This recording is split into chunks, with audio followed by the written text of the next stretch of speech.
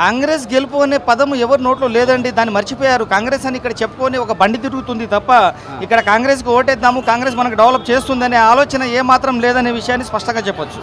నవీన్ యాదవ్ గారు local person కాబట్టి ఆయనకే వేస్తామన్నట్టుగా అంటున్నారు అని చెప్పేసి ఒక వార్త అయితే బయటకు వస్తూ ఉంది. అదే విషయంలో చెప్పుకుంటే నవీన్ యాదవ్ గారు లోకల్ పర్సన్ వాస్తవమో ఆ లోకల్ పర్సన్ కనుక ఇక్కడ మనం గెలిపించుకుంటే ఇప్పుడు ఎవరైతే మన రేవంత్ రెడ్డి గారు ముఖ్యమంత్రి గారు ఉన్నారో ఇంతకుముందు ఇచ్చినటువంటి స్కీమ్స్ ఇవన్నీ ఇంప్లిమెంట్ కావాలి అంటే ఖచ్చితంగా మనం ఇప్పుడు ఓటేసిన తర్వాత ఏముంటుంది, రేవంత్ రెడ్డి గారు ఏమనుకుంటారు, అరే మనం ఏ పనులు చేయకపోయినా మనం ఇచ్చినటువంటి ఉచిత హామీలు ఏది నెరవేర్చకపోయినా మనకు ఓటేశారనే ఆలోచనతో ఉన్న వాటిని అన్నింటినీ తొంగలు తొక్కేస్తారని చెప్పి స్పష్టంగా చెప్పొచ్చు.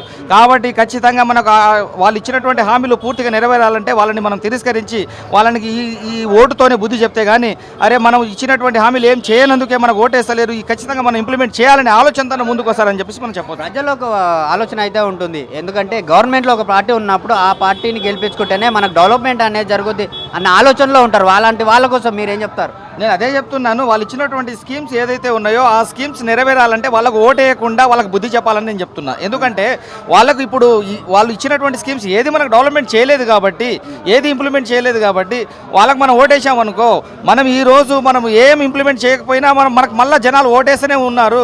వాళ్ళు రేవంత్ రెడ్డి గారు ఒకటే చెప్పారండి ఇంతకుముందు, మోసం చేసేవాడు సిద్ధంగా ఉంటే మోసపోవడానికి ప్రజలు సిద్ధంగా ఉన్నారని చెప్పేసి, మేము మోసం చేయడానికి సిద్ధంగా ఉన్నా వాళ్ళు మోసపోతున్నారు అని చెప్పేసి స్పష్టంగా ఇంతకుముందే చెప్పారు. దాన్ని అర్థం చేసుకోవాలి జనాలు. ప్రస్తుతం తెలంగాణలో చూసుకుంటే జూబ్లీహిల్స్ ఎలక్షన్స్ చాలా కీలకమైంది. అయితే ఇక్కడ బూత్కో 2 మంత్రులు ఉన్నారు. స్టేట్లో ఉన్నటువంటి అందరు మంత్రులు ఇక్కడనే ఉన్నారు. ఎమ్మెల్యేలు కావచ్చు, మంత్రులు కావచ్చు, ప్రతి ఒక్కరు ఇక్కడికి వచ్చి ప్రచారం చేస్తూ ఉన్నారు. వాళ్ళని చూసి అయినా అటు వెళ్ళే అవకాశాలు ఏమైనా ఉన్నాయంటారా?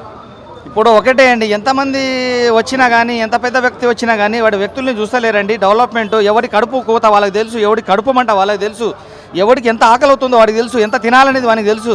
ఆ ఆకలిలో వాళ్ళకి ఏంటంటే మాకు కావాల్సింది నిరుపేద కుటుంబాల ఆలోచనలు ఏ విధంగా ఉన్నాయంటే మాకు ఇక్కడ ఆకలితో ఉన్నాము, మా ఆకలి కడుపుని మాకు తిండి పెట్టేటోడు కావాలి కానీ మమ్మల్ని ఏదో షో చేసుకొని 4 ఫోటోలు తీసుకునేటోడు మాకు అవసరం లేదని చెప్పేసి స్పష్టంగా చెప్పొచ్చండి.